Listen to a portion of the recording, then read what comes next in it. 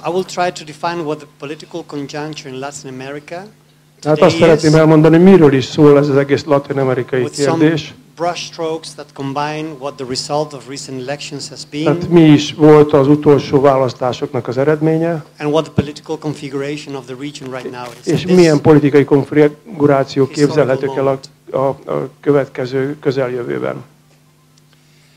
So first we have to admit maybe that we are in a different phase when it comes to először is látni kell, hogy egy újabb helyzetben vagyunk.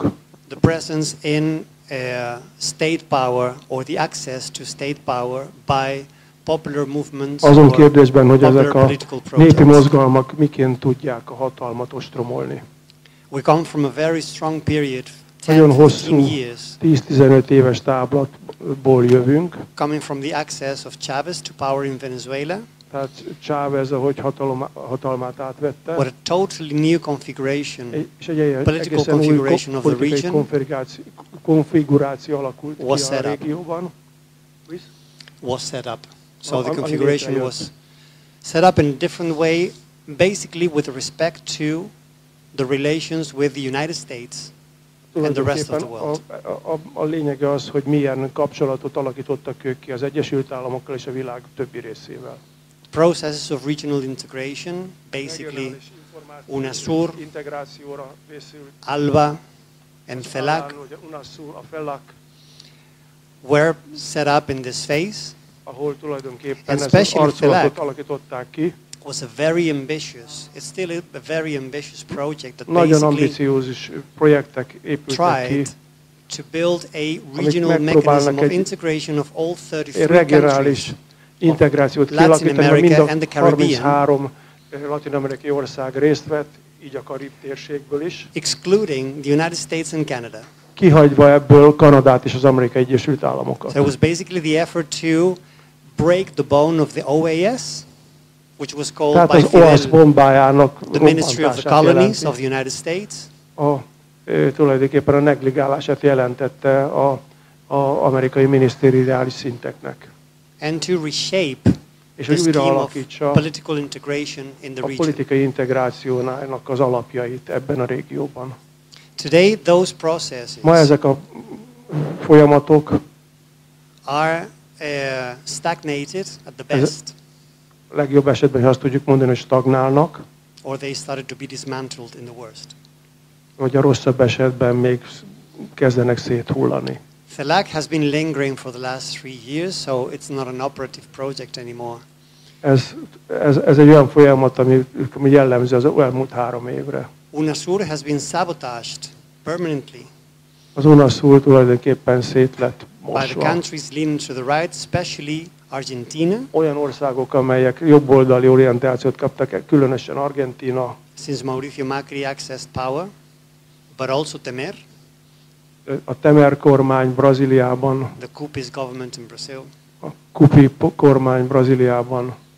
But the tipping point was, and I'm very, very sad to say this because nagyon szomorú vagyok, hogy ezt ki akarom mondani. I worked in Ecuador for 7 years. 7 évet dolgoztam Ecuadorban. In the area of international relations. És tulajdonképpen az volt a feladatom, hogy a nemzetközi kapcsolatokat tegyem. Az a pont, ahol ez bekövetkezett. Ez a megfordítása az egész politikai orientációnak az Ecuadorban kezdődött el.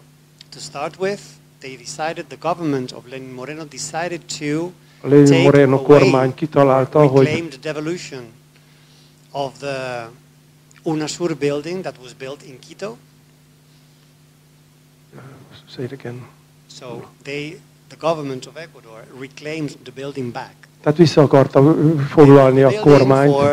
The sessions to take place. It was like, I mean, imagine it's like the Belgian government is reclaiming the buildings of the European Union. Tehát tulajdonképpen ez hasonló, mint hogyha a belga kormány azt mondaná, hogy ők vissza akarják venni az Európai Unió épületeit. That was only after, of course, the governments of Colombia, Brazil and Argentina torpedoed. Ez folytatódott Kolumbiában, Brazíliában és más országokban. And also this week, és ezen a héten Ecuadorban the Ecuadorian government pulled out from ALBA. Az ecuadori kormány kiugrott az Albából.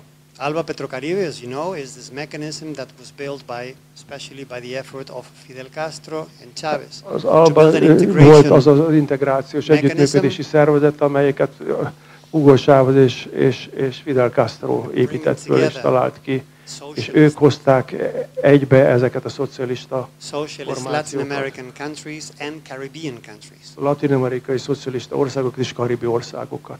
So in that sense, így tehát the main project of integrating the region according to sovereign principles is right now stopped.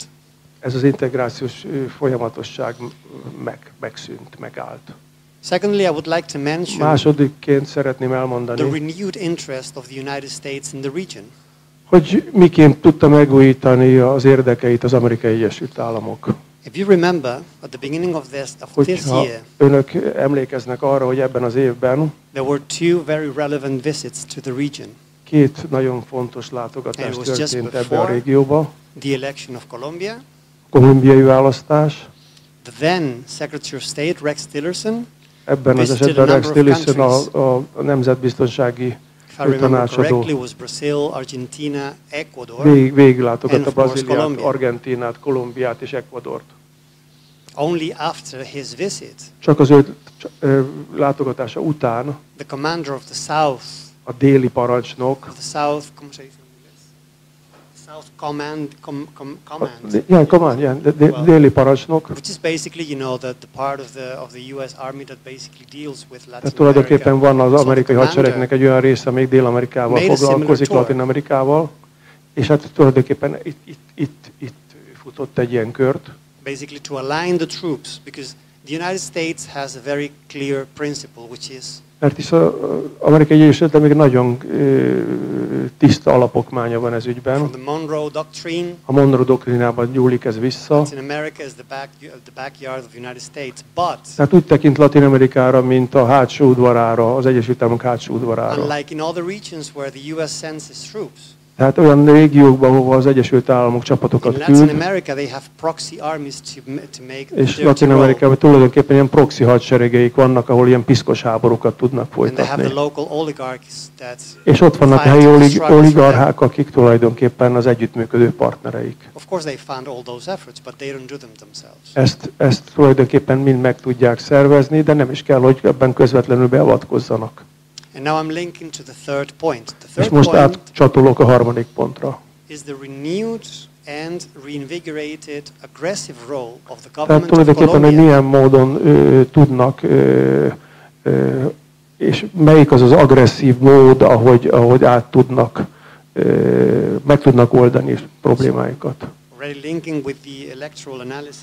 Ez tulajdonképpen az a választási helyzetkép, amiről valószínűleg Leo fog később beszélni.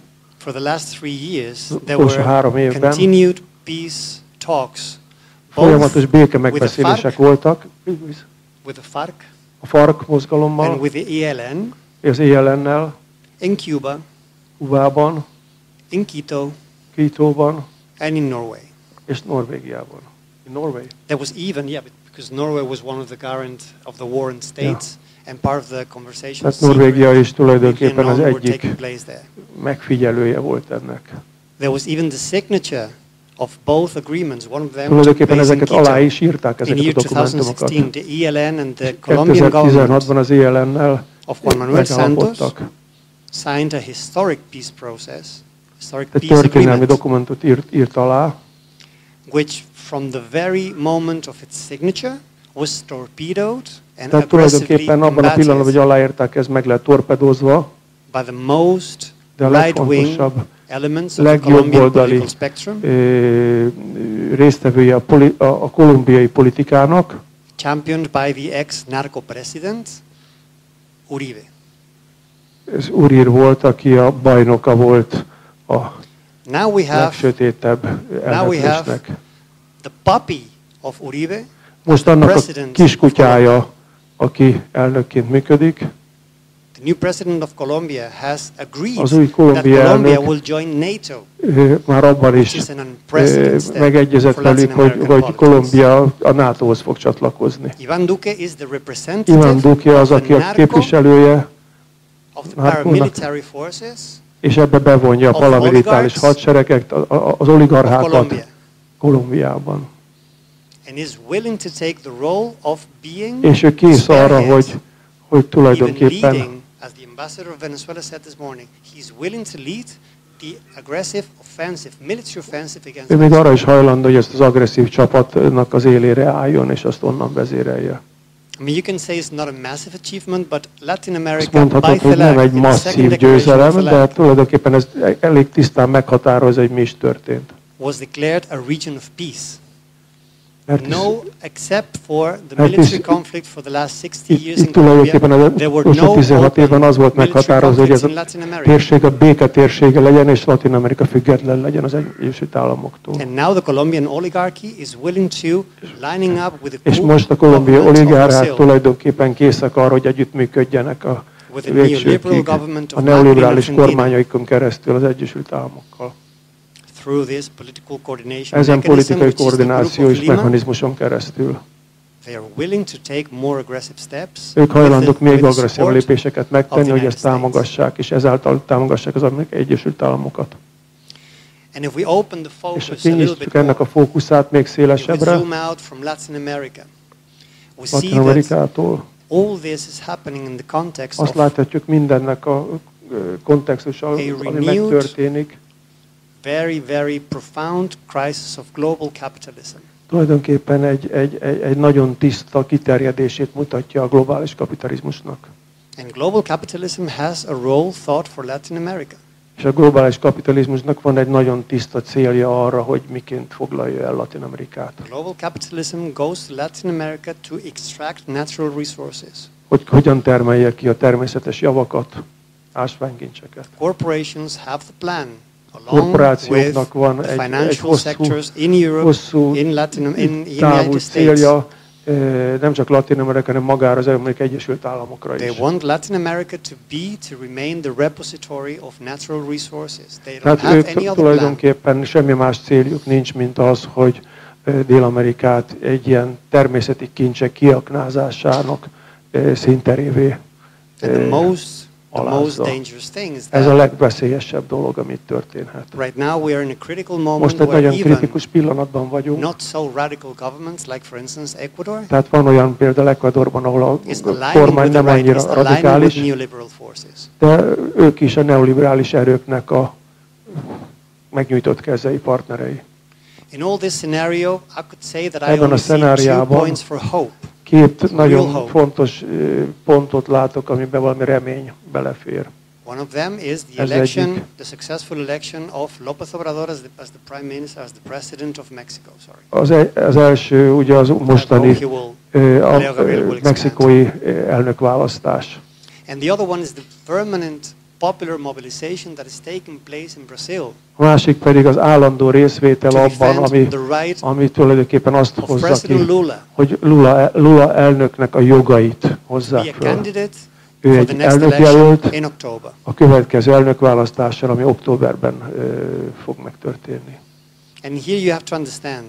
Itt meg kell érteniük. Why Lula? Miért Lula? Why is he indispensable? Because he is the only one right now. Miért ő az, aki átválthatatlan? Azért, mert ő az egyetlen olyan személy, aki ezt... All popular forces that are willing to revert the coup of Temer. Tehát tulajdonképpen a Temer puccsot mindenki ellenezte, és ők összes népi mozgalom hajlandó egyesülni Lula mögött. You sometimes hear in certain political circles, especially in Néha Europe, különböző politikai körökben halljuk, és Európában ezt ki kell jelentenem. Can you say he's innocent? Azt mondhatjuk, hogy ő teljesen ártatlan. Ő nem engedélyezte a korrupciót. Ő teljesen tiszta. Nem kellene őt egy ilyen tiszta börtönbe betenni. Az én válaszom az, valójában egyrészt tudni kell, hogy mi is ennek a kihívásnak az oka, és hogy tulajdonképpen mi is a súlya ennek az egésznek. Lula is not guilty of what he's been accused of. Hát először is Lula nem bűnös abban, amivel őt megvádolják. He is guilty of trying to pull out of poverty millions of Brazilians. Az ő bűne az, hogy millió brazilnak próbálta a szegénységét csökkenteni. Ő bűnös abban, hogy a leghatározottabb ember volt abban, hogy a rasszizmusnak minden formáját megpróbálta megakadályozni, és tulajdonképpen ki akarta egyenlíteni a társadalmi különbségeket. Meg kell, hogy értsék, ez nem egy jogi kérdés, hanem egy politikai ügy. És nem csak a brazil oligarchák, hanem tulajdonképpen egész kontinensen ez történik. Ők ki akarják nyomni Lulát ebből a versenyből. És Lula azt is tudja, hogy mi fog történni akkor, hogy mi történik akkor, ha ő nyer. Tehát, hogy mit is csinált ő, amikor első kormányzási időszaka volt. De most a brazil népi mozgalmak teljesen mobilizálva vannak. There are 6 militants of the MST, the movement of the Sem Terra. For the last 24 days they've been on a hunger strike. Tehát most a munkások föld nélkül mozgalmával 24-en éppen éjségsztrájkolnak. There was a march to Brasilia 2 weeks ago, 5 days. 7 hete egy hosszú menetelés volt Brazíliában, ezrek vonultak föl. Claiming for the right of Lula to be a candidate and claiming for the right of the Brazilian people. Kérésük az volt a brazil nép nevében, hogy Lulának joga legyen arra, hogy el tudjon indulni az elnökválasztáson. If they win, és ha ők nyernek Brazíliába, és Brazília nyer, we have a different scenario. Akkor egy egészen más szenárióval fogunk szembenézni. So we'll see. Thank you very much. Meg fogjuk látni. Köszönöm szépen.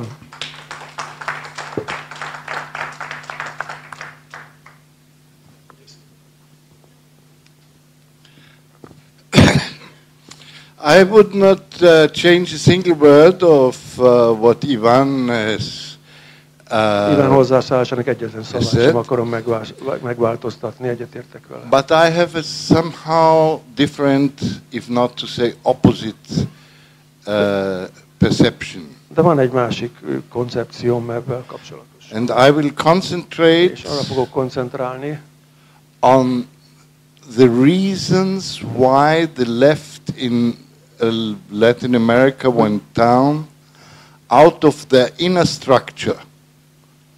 Because of course, miért vesztette el Dél-Amerika tulajdonképpen azt a struktúráját, amiben benne volt? If somebody is weak, hogyha valaki gyönge, the counterpart in that sense, the American imperialism, az ellenfél ebben az esetben az amerikai imperializmus ezt kihasználja. But the real reason, according to me, was another one. Az egy másik dolog volt. I'm speaking here with the authority of somebody who has spent more than half of his life in Latin America within. Annak az autoritásával beszélek, hogy olyan személynek a nevében, aki életének felét töltötte el Latin-Amerikában. The left struggles. És dolga pedig a baloldal harca volt. I was called from Berlin about 20 years ago. Berlinből hívtak 20 évvel ezelőtt. That there is somebody who is there, and they wanted to have a company for him because he didn't even speak proper Spanish. Hogy van egy cég, amit lehetne vezetni, de hát ez a személy tulajdonképpen nem is beszélt rendesen spanyolul. His name was Luis Ignacio da Silva Lula. És ez a személy Luis Ignacio de Lula de Silva volt. I'm speaking about somebody who ran from the Mexican police, and we ended egy olyan emberről beszélek, aki futott a mexikai rendőrség elől. In a hotel room because nobody would open his door. Egy hotelszobában találkoztunk, mert senki nem merte kinyitni egy szállodát, hogy his name was Evo Morales, ezt az embert Evo Moralesnak hívtak. Bolivia. A Bolívia elnökről beszélek. I'm speaking as somebody who beszélek valakiről, has personal friendship since 1977 1977-től with Daniel Ortega. Aki Daniel Ortega volt. President of Nicaragua. Nicaraguai elnök. And all that has been reflected in my work. És mindez visszatükröződik az én munkámban. Talking about Például, amikor beszélünk választásokról, of a review, which is already 43 years old. És hát ez az egész történet most már 40 éves. What do I mean? Mire gondolok?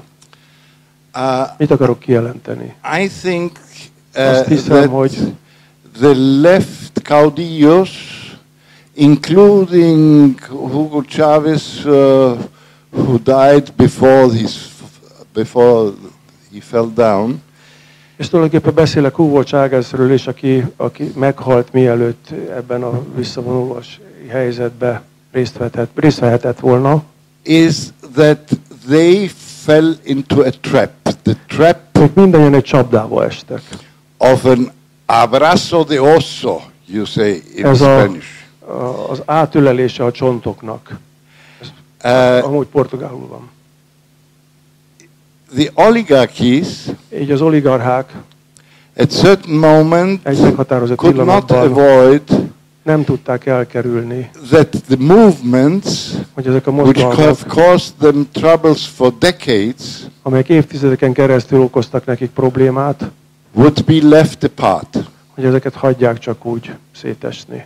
One of my other friends, Egy másik barátom, Jean Pedro Stedile from the Landless Movement of Brazil, João Pedro Stedile, told aki me a once, földnélküliek mozgalmát vezeti Brazíliában, we did not have the capacity to make the revolution. ő azt mondta, hogy nem volt meg az a kapacitásunk, hogy egy forradalmat csináljunk. That's why we went for elections. Ezért hát nem tudtunk forradalmat csinálni, elmentünk a választások irányába. And instead, once being elected, instead of És ha egyszer már megválasztottak minket, this governance, because it was not a real power, a kormányt, mert tulajdonképpen ennek a kormánynak nem volt valóságos hatalma. to broaden the spectrum of people's movement who have brought them into the government, they hogy ellenálljuk a behaved kormányoknak, akkor ők úgy viselkedtek, like any other president, mint bármely más elnök. but any other president without money. Pontosabban bármely más elnök, akinek nincs pénze. So the oligarchs, Így tehát az oligarchák, who are the masters of the game, akik together tulajdonképpen az igazi játékosai with voltak the ennek a játszmának, US corporations and the financial amely markets az and so Egyesült on, Államok kooperációjával működött, történt. just waited for the moment Csak várták a pillanatot, where they could claim the same money back that they hogy vissza tudják have kapni given azt a to them as a pénzüket, gift. amelyeket tulajdonképpen ajándékként kaptak. That's the corruption. Ez maga a korrupció. The corruption does not exist that one has one more beautiful house as another one. Az a korrupció az nem azt jelenti, hogy most egyiknek van egy háza, amelyik még szebb, mint a másiké. The era of corruption consists Tulajdonképpen a korrupció kora létezik in being accepted by the ruling classes, tehát, hogy valaki elfogadottá válik az uralkodó osztályok által, to have thought that they are part of them. Oly módon, hogy ők azt hiszik, hogy ők annak a részesei is. And that's why Részei. Christina Kirchner fell Ezért down. például Christina Kirchner And that's why the PT fell down. Argentínában. Ezért a brazil munkáspárt, a PT elhullott. That's why this series of elections which all went back to the oligarchs. Visszanyúlnak egészen az oligarchákig. In Argentina we have somebody like Trump as a president, Argentinában being a egy elnök, millionaire. aki olyan elnök volt, mint a Trump, egy milliómos. In Mexico, until very recently, az utolsó pillanatig there was a big consortium, fat consortium in power. Nagy kövér konzorcium volt tulajdonképpen hatalmon. And in Nicaragua, what happened? Nicaraguában mi történt? Nicaragua was, for certain reasons, being left alone by imperialism. They didn't pay many attention to it because 5 milliárdos által. They have been fighting in the 80s against Daniel Ortega, and now he behaved well. Daniel Ortega ellen harcoltak. Now he accepted the abrazo de los oso. Megint elfogadta a korábban említett csontok ölelését. And all of a sudden he became so megalomanic. És az utolsó etapjában már olyan megalomániássá vált, that he seriously was thinking that he and his wife could decide everything. Már azt hitte, hogy ő és a felesége tulajdonképpen most már mindenről dönthet. Like an emperor. Úgy, mint egy császár. I know that very much how emperors are, being Austrians. Nagyon jól megtanultam én, hogy hogyan gondolkoznak a uralkodók, hát hisz én osztrák vagyok. And there is a second strategy. És van egy másik stratégia. A second trap. Egy másik csapda. The right has learned a jobb oldal megtanulta, that they can also make their own people's movements. Hogy ők is tulajdonképpen létre tudják hozni a saját népi mozgalmukat. Dilma Rousseff in Brazil például Brazíliában was object to huge mobilizations. Ő célja volt óriási mobilizációknak. Tehát kinézték őt, és tömegeket tudtak megmozgatni ellene. Telling that you are corrupt, which was, by the way, not true in her case. And in Nicaragua, és Nicaraguában, where I was just a month ago or so, ahol egy hónapja voltam utoljára, students went out to the street, diákok kimentek az utcára, and the police shot them down, although they didn't have a single arm to defend themselves. És tulajdonképpen megtámadt őket. They were shot down. We are divided in the left on this issue. Anélkül, hogy nekik bármilyen fegyverük lett volna a védekezésre. Így tehát meg vagyunk osztva. There is the classic orthodox left.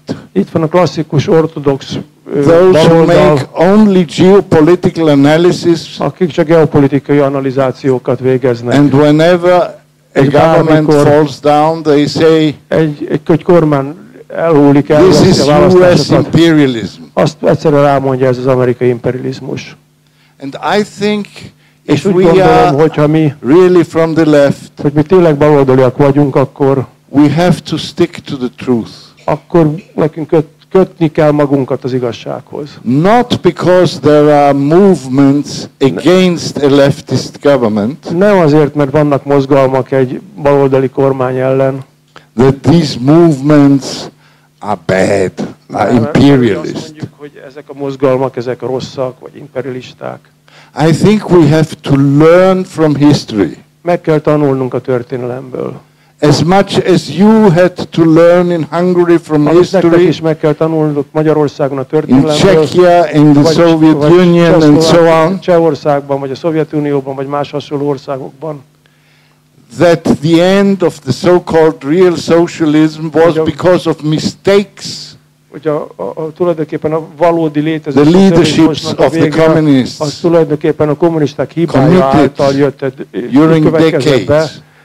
És ezek olyan hibák voltak, amelyeket több évtizeddel előtt korábban követtek el. And what lesson can we és milyen tanulságot draw from these experiences? Ezekből a tapasztalatokból milyen következtetéseket kell levonjunk? And there I tell you the latest example, a legutolsó példát, which is the most hopeful.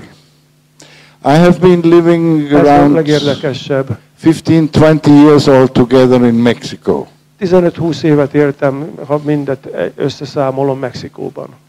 Now, to a big surprise of everybody in the world, ma számomra egy óriási meglepetés, és tulajdonképpen mindenki számára az egész világon, we have a leftist government. Van egy baloldali kormány Mexikóban. From Andrés Manuel López Obrador. Andrés Manuel López Obrador. Why did he win the elections? Not only him as a president. Miért is nyerhető meg a választást? Nem csak úgy ő, mint egy elnök. They have a big majority in the Congress. Nekik egy nagy többségük van a kongresszusban is. They won over the Senate. Ők tulajdonképpen hasonlóképpen értek el eredményt a szenátusban. The right is being reduced and reduces himself into a jobboldal internal teljesen quarrel. Visszafejlődött és belső viták tárgyával még tovább fogy. By classical terms, which I don't want to use, you can say terminusokat the nem new használ, azt government mondhatom, hogy az új kormány has a nearly absolute power. Az új kormánynak tulajdonképpen majdnem korlátlan hatalma van, de they must be aware of the abrazo del oso. Azzal is tisztában kell legyenek, hogy az abrazo de osos, az ölelő csontok ott vannak körülöttük. And already in his campaign, és már a kampányukban is López Obrador made it clear that he is going to fall in another trap perhaps, but not in this one. Ez egy olyan kormány lesz, ami tulajdonképpen az ő csapdájukon belül tud csak mozogni. And there is one thing, this is the last point I'm going to mention. Van egy dolog, és ez az utolsó pont, amit én említenék. The structure ennek a of struktúrája, of this movement, ennek a mozgalomnak, called Morena, a Morena, ez a revolutionary national renewal movement, egy nemzeti say it again. Movimiento de Renovación Nacional, National Renewal Movement. Nemzeti megújulás mozgalma. This is not a political party. Ez nem egy politikai párt. They didn't win with a political party. Ők nem politikai pártként nyertek. There is no program. Nincs program. Where everybody discusses and then you know how the left likes any comma has been converted és akkor megállapodik az egész baloldal abban, hogy ez itt mindannyiunk közös ügye. It was an electoral movement. Ez egy választási mozgalom volt. Which tried through a dynamics of movements of concentration próbált alkalmazni azokat a módszereket, ami tulajdonképpen tudta koncentrálni assemblies. Azokat a this is a big theoretician, Antonio Negri, an Italian political philosopher, who pointed out that filozófiákban. We have to break the chains of the political parties. Át kell szakítanunk azokat a láncokat, amelyeket a politikai pártok alkotnak, és integrálnunk kell the people's movement azokat a népi mozgalmakat in different kind of assemblies. A legkülönbözőbb egyesülési formákban és a legkülönbözőbb mozgalmi hátterek. Which were and are now he has won és ma is taking place in the north, which is controlled by the drug lords. In the south, földbirtokosok által, vagy akár délen, where the army has still a hadsereg mindig strongholds. Rendkívül nagy háttérrel. He says people to come together. Embereket tulajdonképpen arra szólít, and he always said, I'm not going to tell you what to do. És tulajdonképpen azt mondják, hogy nem akarom megmondani neked mit kell tenned. To decide. Neked kell döntened. What you want to do. Hogy mit is akarsz tenni. In this place, in that, and there are different answers. Ezen a helyen, és tulajdonképpen nagyon sok válasz van. Nem csak egy válasz létezik. And that is what I think is the adequate és ez az adekvát stratégia, ami a jövőre vonatkozik. Ivan was talking about before arról beszélt in terms of the assembly of movements, of peoples. Emberek mozgalma, Mirek was talking about arról beszélt, in terms of the World Social Forum, a Világ Szociális Fórumnak a mozgalmáról.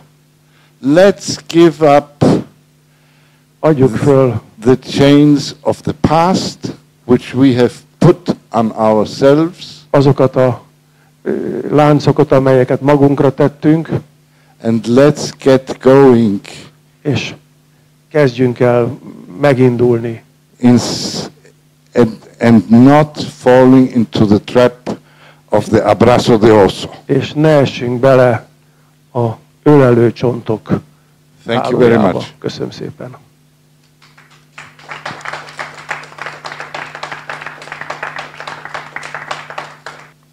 I think we can switch because basically Slovenia is very small, so it's not a lot to talk about elections in Slovenia.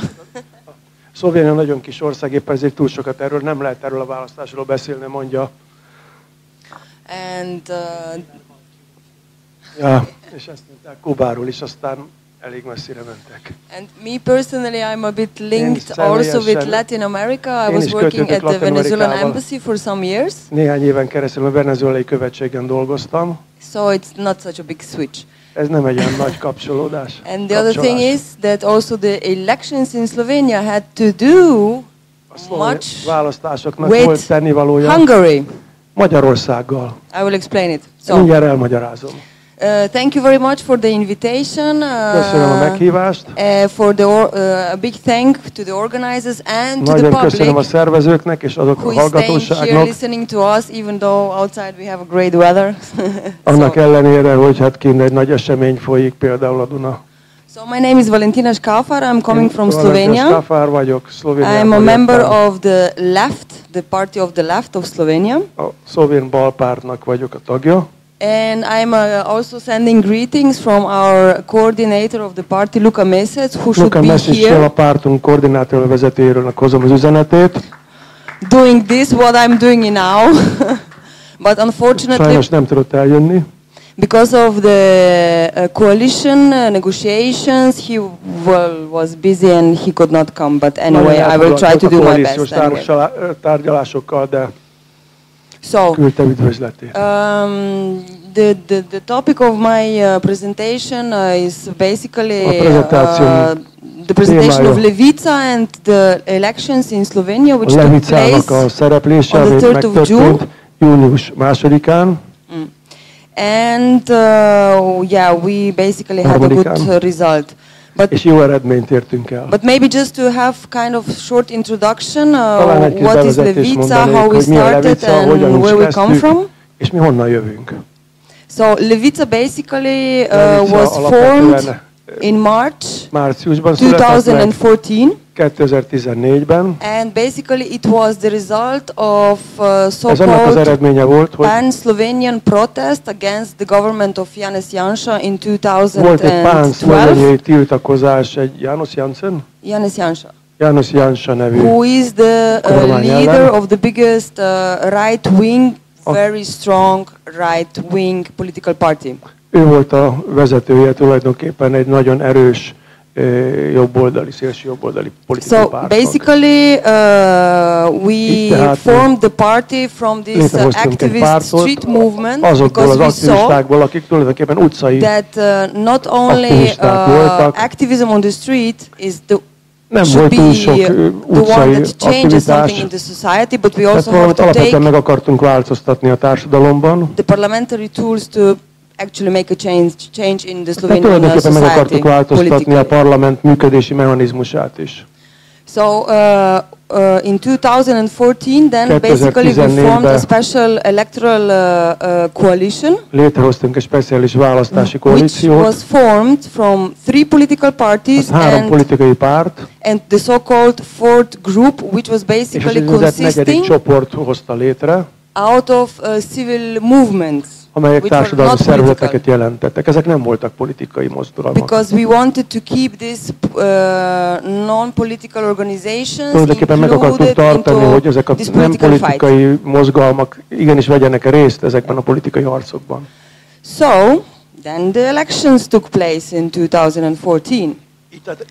2014-ben a választás megtörtént. And against all expectations, we had a great result. És minden előzetes várakozásunk ellenére egy nagyon jó eredményt tudtunk elérni. Because we got 6 deputies out of 19 in the Slovenian parliamentary system. 19? 6, sorry. 6 out of? 90. 90. 9-0, yeah. Ja. Tehát a 90 fő szlovén parlamentből 6 képviselőt tudtunk bejuttatni. Okay, I think it's very obvious to say that we are left-wing eco-socialist party. Hogy mi egy ex-szocialista párt vagyunk, egy baloldali párt. Basically the only left alternative in Slovenia. Az egyetlen baloldali alternatíva Szlovéniában. The so-proclaimed left parties, which basically had the stage in Slovenia from our independence from 92. Are more centered than left, so it was sokkal inkább középpártiak, mint hogy baloldaliak an alternative that the voters, that the people recognized in us and gave us the mandate. Ez tulajdonképpen meghatározza azt, hogy kik azok, akik ránk szavaznak. So then, in 2018, on 3rd of June, as I mentioned already, we had again elections. They were anticipatory because the former government did not finish their mandate. Tulajdonképpen ez egy előrehozott választás volt, mert a korábbi kormány nem töltötte ki a mandátumát. And we also get a very good result, which means that we got 9 deputies. Így tehát 9 jelöltünk volt. This means like 9.33%, which means 83,000 and a bit of voters, which for Slovenia is a lot because in Slovenia we have like 2 million and a little bit more of citizens. Szlovéniában valamivel több mint 2 millió választó van, polgár. Okay, then what happened? Mi történt? Not only Levica improved the results, but the relative winner of the elections in 2018, now in June basically, számát, hanem Szlovéniában más pártok is kihasználták ezt a lehetőséget. Was Janez Janša from the right-wing party. Lassif Janša, aki a jobboldali pártnak a vezetője. But the thing was that also during all the campaign, az egész kampány alatt, his party had a very aggressive campaign in the way of hate speech, attacking other people. Megtámadtak embereket. You know, the typical stuff that the fascist right-wing parties do. Tipikus módszert alkalmaztak, amit tulajdonképpen fasiszta pártok amúgy is alkalmaznak máshol is. So the other parties that also won the elections, this means that they surpassed the parliamentary választást és level. Meglepte those were 5 parties decided that they are not going to go into coalition. 5 ilyen párt volt, amelyik tulajdonképpen meglepte a parlamenti küszöböt, és hát tulajdonképpen ezek döntették el, hogy koalíciót alakítnak-e vagy sem. So the second winner of the election, which is a political newcomer, the list of Marian Šarec, started to form started the negotiations with other parties in order to form a government, because he needed like 46 votes in order to have the majority in the parliament. Itt a többséghez 64 támogató kellett. And since none of these other parties who won the elections surpassed the nyerő párt sem, aki részt vett a választásokon, nem kapott ilyen többséget. So they had to basically form a government. Így tehát egy olyan kormányt kellett alakítanak, amiben 5 párt vett részt. Yeah. But they needed another one. És így még egyre volt szükségük, mert tulajdonképpen csak így kaphatták meg a 64 szavazatot. So, because Levica was like, they described us that we are very, very difficult partners because of our very leftish program, nehéz partnerek which vagyunk, mert nagyon baloldali programunk, ami nem összeegyezhető azokkal a centrum-orientált koalíciós pártokkal, tehát tulajdonképpen a másik 4-jel. Yeah. First they started to negotiate with social Christian Democrats. Először próbáltak a keresztény demokratákkal együttműködni. And they basically ignored us after this NSC, Nova Slovenia, basically said, okay, we don't want to go into coalition. This is also mi azt mondtuk, hogy ezekkel mi nem akarunk koalícióba menni, ez egy jobboldali párt. But then, when this happened, és ezután az történt, this means that basically they were, from the 3rd of June, basically they spent like almost 2 months negotiating with all those parties. They came to us and so what we had to do was to kind of do all the work of 2 months basically in 2 weeks. So we started the negotiations. 2 hónap van erre, de hát 3 hét alatt ezt a munkát el kell végezni. And we found kind of a lot of common points in this post-coalition agreement. But at the end we had an internal referendum among our members. De mi tagjaink között, hogy mégis tisztán lássunk, tagjaink között egy belső népszavazást tartottunk, egy referendumot. Yeah, according to the results of the negotiations, but our members decided arról, mit mondanak a többi párttal való tárgyalásról. That the program of this 5 parties coalition is basically to 5 pártnak tárgyalásának a végeredménye egy olyan program, neoliberal, so we cannot support it. Nem tudjuk támogatni. But we wanted to be proactive, because if proaktívak akartunk maradni, mert hogy Sharets, the leader or the second winner of the party who was forming the coalition. A második pártnak volt a vezetője, if he wouldn't get the missing votes, that would mean another elections, or that Janez Janša vele se tudnak megegyezni, akkor tulajdonképpen új választásokat kell kiírni. Would basically form the government. Amiből nem lehet. And that would be very bad, because in Slovenia we started to talk about the urbanization of Slovenia, because Janša and your Viktor Orbán are big allies.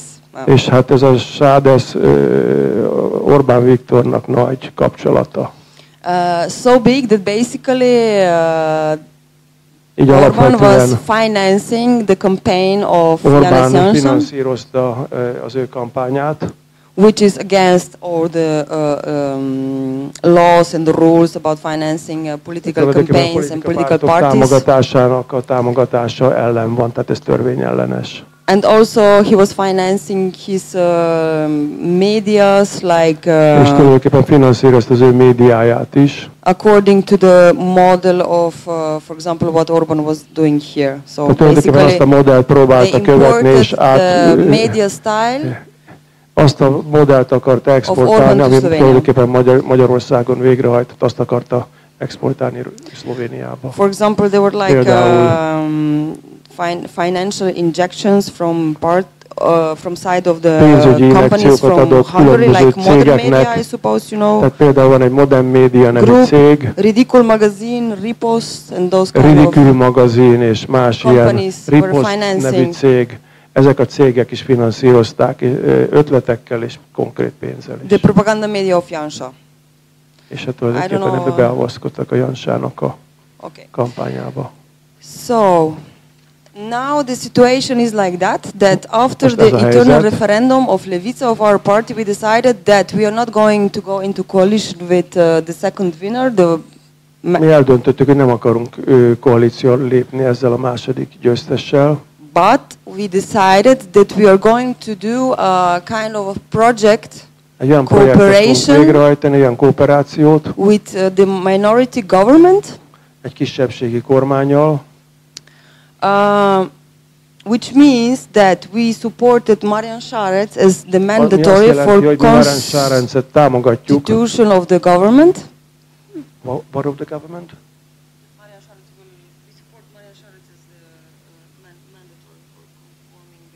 Igen.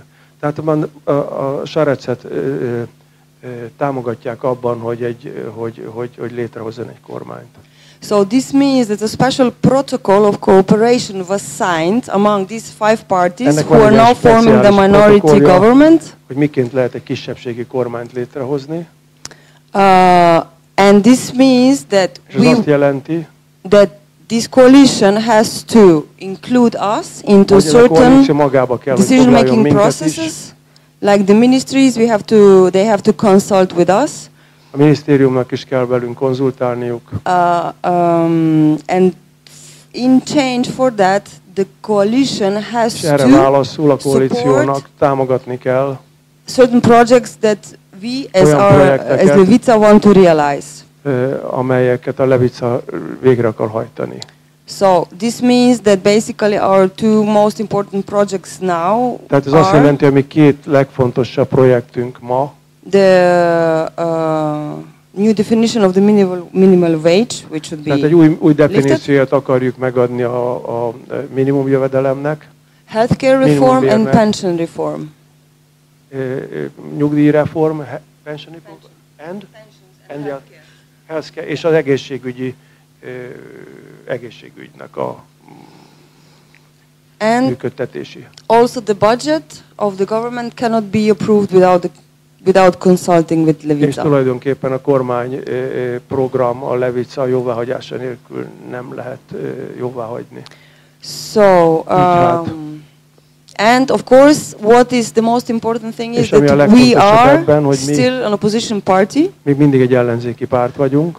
Which is kind of this kind of cooperation with a minority government and opposition party. Kisebbségi kormánnyal. So even the parliament is a bit confused how to deal with us. Egy kicsit maga a parlament is konfúzus abban, tehát hogy hogyan is kezeljen minket. Yeah. But anyway, now we have approved Marian Šarec, the second winner of the elections, as the mandatory, and now on Monday they are going to propose names for the ministers, which also have to be consulted with Levica. Egy mandatórius kormányuk. Yeah. Egy kinevezett kormányuk jelenleg. And what I wanted to also say that for us was very important, we also had the possibility to take some, to propose some general secretaries or other persons to some important functions in ministries, but we said no, we prefer to work on the content on our program, to realize it than to have people de inkább úgy döntöttünk, hogy ezekkel a lehetőségekkel nem érünk. So, így. It's basically about that. I don't know if you have some questions. Ha van kérdésük, akkor megpróbálok válaszolni. Thank you.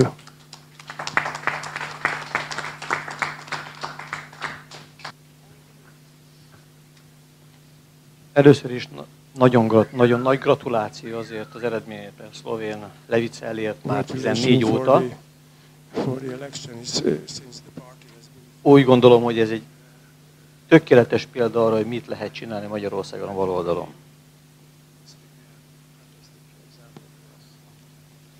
A javaslat és kérdés, vagy kérdés és javaslat egyben, hogy azok az információk, amelyek Szlovéniában most a kormány közelből érkeznek, arról a folyamatról, amikor feltárják az Orbánnal szövetséges jobboldali tehát Orbán a szövetséges jobboldali pártnak a korrupciós ügyeit, amelyről a magyar média természetesen hallgatni fog. Mi viszont rendelkezünk már olyan saját médiával, a internetes újsággal, amelyen keresztül nagyon sok emberhez el tudjuk ezeket az információkat juttatni. Kérjük és javasoljuk, hogy alakítsunk ki egy együttműködést, amikor egyik oldalról informáljuk a magyar társadalmat a politikai vonalról, és erről nagyon fontos dolog, hiszen megbukott az Orbán projekt Szlovéniában. És nem tudják eltitkolni olyan mértékben, mint ahogy nálunk teszik.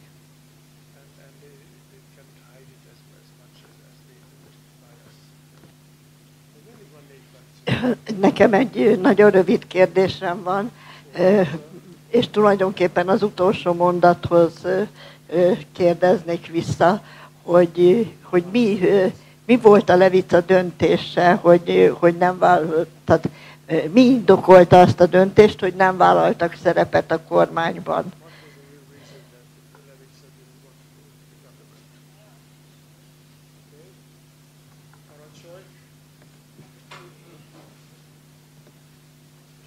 Jó, egyszerű és rövid leszek én is, ahogy hallgattam itt a beszámolókat. Igencsak forrong az egész világ. Közép-Amerika, Dél-Amerika, Közép-Európa, Távol-Kelettől kezdve, Észak-Afrikától kezdve, mindenhol. Én a tavalyi beszámolóban ott ült fönt Farkas Péter. Ő megmondta, itt van?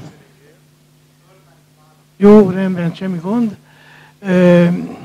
Ott ült, és ő megmondta, ahhoz, hogy a baloldal igazán sikeresen tudjon szerepelni, ahhoz meg kell nyerni egy háborút. És sajnos az az embernek a érzése, hogy bizony közel vagyunk hozzá, hogy robbanjon. Köszönöm szépen. Bedő János vagyok, és én egy felajánlást szeretnék önöknek tenni. Nekem van egy nagyon komoly levelező listám.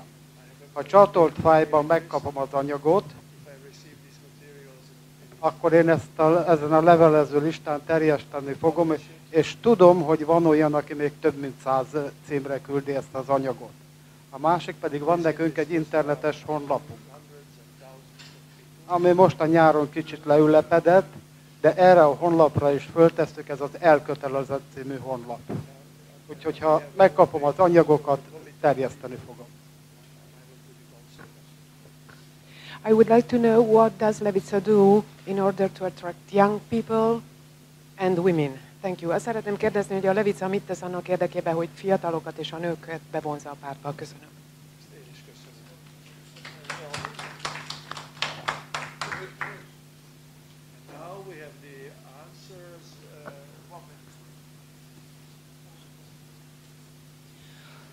Okay, so first, before when I finished my speech, I wanted to show you some photos from our electoral campaign, because Levica was one of the parties who spent, I think, less not that I think, it's true, less money for the electoral campaign than any other party. Not speaking about Janez Janša, who got financial help from your prime minister. So we had to be very innovative, we had to work a lot.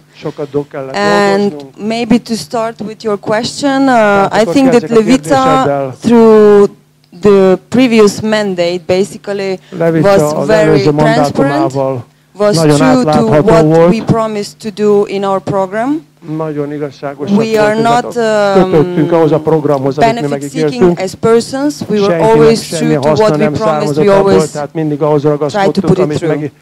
And there were made some calculations that basically our 6 deputies in the parliament were working for 3 normal deputies from, if you compare it to other parties. Mind a 6-an legalább 3 másik képviselő mennyiségét végezték el munkába. I think that this work was noticed in the public. Hogy vegyük, az embereknek ezt látniuk kellett. And basically Levica was the party that attracted young people to vote. Pártá vált, amelyik a legsikeresebb volt abban, hogy a fiatalokat oda tudta vonzani. Because we noticed that young people basically lost interest in the politics, because they saw that the politicians are not doing what they promised, and they were like fed up.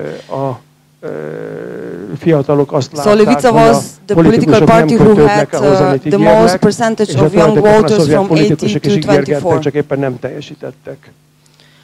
And then the question about the investigation, or what Attila asked. Attila kérdésére válaszolva a vizsgálatokra. There are proposals to form an investigation commission in the parliament regarding this breaking of all the possible rules that Janša did with the help of Viktor Orbán. Törvényt átlépett az Orbánnal való együttműködésben. We are very, very, how to say, the general society is very aware of what was happening. Nagyon tudja, hogy mi is történt. Not only this kind of financial injections financing the campaign, but also other stuff which has to be investigated as well. Dolgok is, amelyekre fény derült. And then about the question why Levica didn't want to go into the government. És hogy miért nem akart Levica kormányba menni? It's very simple, because we cannot sign and support privatization. Cuts in social welfare, for example, then also the very harsh migratory politics, like for example putting the wall at the border. A migrációs politikában elfogadhatatlan számunkra például az, hogy a határokra falakat építsenek. And selling basically national companies, so it's only because of the program which doesn't go together with ours, which is neoliberal. So, But basically we managed to negotiate some projects that we can put through to this partner agreement with this coalition of 5-party minority government. I don't know if I answered or if there is something else someone wants to... Akkor tapsoljuk meg szerintem.